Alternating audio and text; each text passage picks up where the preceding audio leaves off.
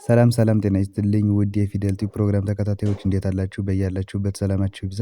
ለዚህ ቻናል አዲስ ከሆናችሁ በዚህ ቻናል አማርኛ፣ እንግሊዝኛ፣ ሂሳብና ሌሎችም ትምህርቶች ከጀማሪ እስከ ከፍተኛ ላሉ ተማሪዎች እያስተማርን እንገኛለን። የምናስተምርበት የትምህርት አማራጭ በኢሞ፣ በቴሌግራም፣ በዋትሳፕ፣ በጎግል ሚት እና ሌሎችንም አማራጮች እየተጠቀምን እናስተምራለን። ስለሆነም በየትኛውም ዓለማት ሆናችሁ መማር የምትፈልጉ ልጆች ስልካችን ታች ላይ ያለ ኢሞ፣ ቴሌግራም ወይም ደግሞ ዋትሳፕ ላይ ደውላችሁ በመመዝገብ በአጭር ጊዜ አማርኛ፣ እንግሊዝኛ እንዲሁም ሂሳብን ማንበብ መጻፍ ትችላላችሁ። ለዛሬ ትምህርት ደግሞ ይዤላችሁ የመጣሁትኝ የአማርኛ ቃላቶችን እንዴት በእንግሊዝኛ እንደምንጽፍ በደንብ አሳያችኋለሁ። በቅድሚያ አዲስ ከሆናችሁ ሰብስክራይብ ማድረግ እንዳትረሱ። እንዲሁም ደግሞ ቤተሰብ ሆናችሁም ደግሞ ያላደረጋችሁ ካላችሁ ላይክ፣ ሼር፣ ሰብስክራይብ እያደረጋችሁ ይሁን። አሁን ቀጥታ ወደ ትምህርታችን እንገባለን።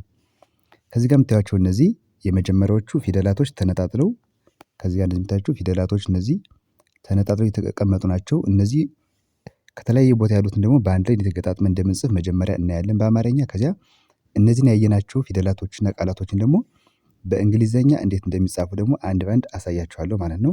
መጀመሪያ አማርኛዎቹን እናነባለን፣ ከዚያ ደግሞ ወደ እንግሊዝኛው እንሄዳለን። የመጀመሪያው ምን ይላል? ሀ ሀ ሊ ሊ ማ ማ። አሁን እዚህ ጋር ሶስት ፊደሎች አሉ። ሀ አለች፣ ሊ አለች፣ መጨረሻ ደግሞ ማ አለች። አሁን እነዚህን ፊደሎች በአማርኛ ገጣጥመን ስንጽፋቸው ምን ይላል? ሀሌማ ሀሌማ የሚል ቃልን ይሰጡናል ማለት ነው። እነዚህ ሶስት ፊደላቶች ሲቀመጡ በአንድ ላይ። እነዚህ ደግሞ እያንዳንዳቸው እንዴት በእንግሊዝኛ ይጻፋል የሚለው ደግሞ ከዚህ ስር ላይ የተቀመጡ ናቸው። ሀ ማለት ሀ በእንግሊዝኛ ሲጻፍ ኤች ኤ ነች፣ ኤች ኤ። ሊ ማለት ደግሞ የለቤተሰብ ሶስተኛ ነች። ሶስተኛ ፊደላቶች ደግሞ አናባቢ አይ ነው የሚያስገቡ። ስለዚህ ኤል አይ ትሆናለች። ኤል አይ ማለት ሊ ነች። ማ ማለት የመቤተሰብ አራተኛ ነች። አራተኛ ፊደላቶች ደግሞ አናባቢ ሁሉም ኤ ነው የሚያስገቡ፣ ኤ ነው የሚያስገቡ። ስለዚህ ኤም ኤ ተነባቢዋ ኤም ነች፣ አናባቢው ደግሞ ኤ ነች። በአንድ ላይ ኤም ኤ ይሆናል ማለት ነው። ስለዚህ ልክ እንደ አማርኛው ሁሉ አማርኛውንም ከላይ ስንጽፋውን ሀን መጀመሪያ ጻፍነ፣ እዚያ ሊ መጨረሻ ማ አድርገን እዚህ በቅደም ተከተል አስቀምጠናቸዋል። እንግሊዝኛ ሲሆን ምንድን ልክ እንደዚሁ እያንዳንዳቸውን በቅደም ተከተላቸው ማስቀመጥ። ይኸው ሀ ማለት ኤች ኤ ብለናል፣ ሊ ኤል አይ፣ ማ ኤም ኤ። ስለዚህ እነዚህ በአንድ ላይ ሲቀመጡ ምን ይላል በእንግሊዝኛ? ሀሊማ ሀሊማ ይላል ማለት ነው። እሺ ወደ ሁለተኛው ስንመጣ ደግሞ ሰ፣ እቺ ሰ ነች። ከዚያ ላ ላ መጨረሻ ም። አሁንም ሶስት ፊደል ናቸው። የመጀመሪያዋ ሰ ነች። ከዚያ ላ ላ ማለት የለቤተሰብ አራተኛ ላይ የምናገኛት ፊደል ነች። መጨረሻ ደግሞ ም አለች። ም ማለት ደግሞ የመቤተሰብ ስድስተኛ ነች። ስለዚህ እነዚህን ቀጥታ ስናስቀምጣቸው ደግሞ በቅደም ተከተል እዚህ ጋር ሰ ላ ም፣ ሰላም ሰላም የሚል ቃልን ይሰጡናል ማለት ነው። እሺ እነዚህ ደግሞ እያንዳንዳቸው እንዴት በእንግሊዝኛ ይጻፋሉ የሚለው ደግሞ ከዚህ ጋር ተቀምጠዋል። ሰ ማለት ኤስ ኢ ነች። ኤስ ኢ የመጀመሪያ ፊደላቶች ሁሉም አናባቢ ኢ ነው የሚያስገቡ ከሀና ከአ በስተቀር። ሀ ከሆነ እዚህ ጋር እንደምታዩት ኤ ነች አናባቢ ወይ መጀመሪያ፣ ሌሎቹ ግን አናባቢ ኢ ነው የሚያስገቡ። ስለዚህ ኤስ ኢ ይሆናል። እሺ ላ ማለት ደግሞ ላ ማለት የለቤተሰብ አራተኛ ነች። አራተኛ ፊደላቶች አናባቢ ኤ ነው የሚያስገቡ ብያችኋለሁ። ከዚህ ጋር ማ ስንል ኤም ኤ ብለናል። እዚህ ጋር ላ ስንል ምን ይሆናል? ኤል ኤ ኤል ኤ ይሆናል። እሺ ም ስንል ደግሞ ስድስተኛ ፊደል ናቸው። ስድስተኛ ፊደል ደግሞ ሁሉም አናባቢ አይጠቀሙም። ስለዚህ ኤም ብቻ ነው። አሁን ማ ኤም ኤ ብለናል። ም ደግሞ ስድስተኛ ስለሆነች ኤም ብቻ ሆነች ማለት ነው።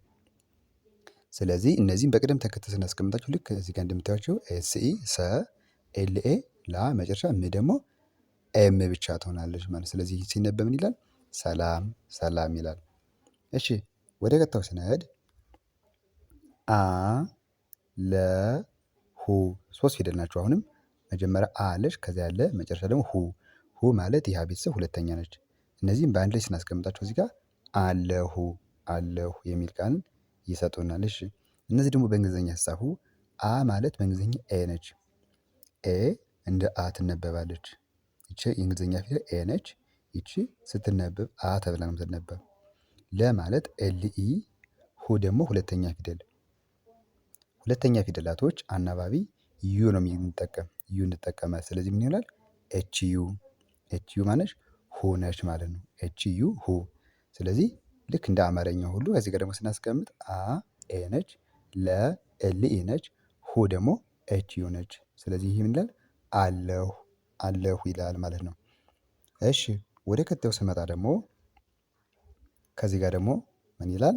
የመጀመሪያው መ መ ጣ ጣ ሁ ሁ አሁንም ሶስት ፊደል ናቸው። መጀመሪያ መ አለች። ከዛ ጣ ጣ ማለት የጠ ቤተሰብ አራተኛ ነች።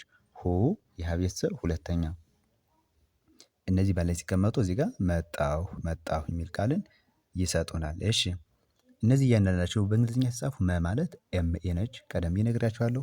ጣ ማለት ደግሞ ቲኤ ነች። ቲኤ አሁን ጠን ስንጽፍ በእንግሊዝኛ ቲ እንጠቀማለን። ተም ቲ ነች። ሁለቱም ጠና ተ ወደ እንግሊዝኛ ሲቀየሩ ፊደልን ቲ ነው የምንጠቀም። ስለዚህ ይቺ ደግሞ አራተኛ ስለሆነች ኤን ተጠቅመን ቲኤ እንደ ጣ ነበብ ነው ማለት ነው። ሁ ማለት ደግሞ ኤች ዩ አሁን ቀደም ብዬ እንደነገርኳችሁ ሁ ማለት ኤች ዩ ነች። ስለዚህ እነዚህ በአንድ ላይ ሲጻፉ እዚህ ጋር መ ኤምኢ ጣ ቲኤ ሁ ደግሞ ኤች ዩ በአንድ ላይ መጣሁ መጣሁ።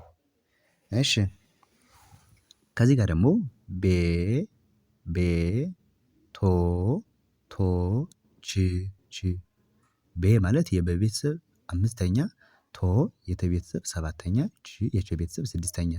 እነዚህ በአንድ ላይ ሲጻፉ ልክ ከዚህ ጋር እንደምታዩቸው ቤቶች ቤቶች ቤቶች ይላሉ።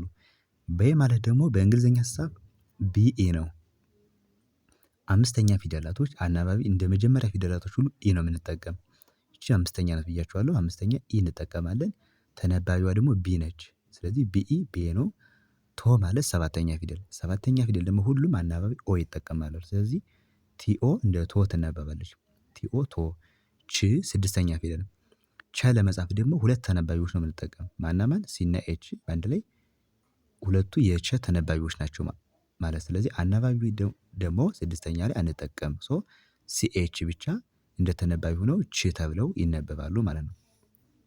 ስለዚህ እነዚህም በስርዓት ስንደረድራቸው ደግሞ እዚህ ጋር እንደምታዩቸው በአንድ ላይ ልክ እንደ አማርኛው ቤቶች ቤቶች። ቤ ማለት ቢኢ፣ ቶ ቲኦ፣ ች ሲኤች ማለት ላይ ቤቶች ቤቶች ይላል።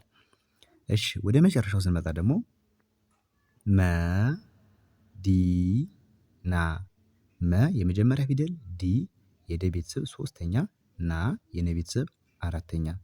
ስለዚህ መ ዲ ና በአንድ ላይ ሲጻፍ ይላል መዲና መዲና ይላል። እሺ መ ማለት ኤምኢ ደጋግሜ እነግራችኋለሁ። ዲ ማለት የደ ቤተሰብ ሶስተኛ፣ ሶስተኛ ፊደላቶች ደግሞ አናባቢ አይ ነው የሚያስገቡ አይ። ስለዚህ ዲ አይ ዲ ትሆናለች። ና አራተኛ ፊደል ናት። ስለዚህ ኤ እናስገባለን። ተነባቢዋ ደግሞ ኤን ነች። ስለዚህ ኤንኤ ና ትሆናለች ማለት ነው። በአንድ ላይ ኤምኢ መ ዲ አይ ዲ ኤንኤ ና መዲና መዲና ይላል። በጣም አሪፍ። እንግዲህ እንደዚህ ያደረጋችሁ እናንተ የተለያዩ ቃላቶችን መለማመድ ትችላላችሁ ማለት ነው። እኔ ለዛሬ ይዤላችሁ የመጣሁት ይሄ ቪዲዮ አንደኛ አማርኛ ራሱ በደንብ ያላጠነከራችሁ በደንብ ፊደላቶችን ገጣጥማችሁ ቃላት ለማንበብ የምትቸገሩ ልጆች ትልቅ መማር ይሆናችኋል። ሁለተኛ ደግሞ እያንዳንዱን ቃላቶች በእንግሊዘኛ እንዴት አማርኛ በእንግሊዘኛ ለመጻፍ የምትቸገሩ ልጆችም ትልቅ ትምህርት ይሆናችኋል ብዬ አስባለሁ። ቀጣይ ደግሞ በሌሎች ትምህርቶች እመለሳለሁ። መልካም ጊዜ። ባይ ባይ።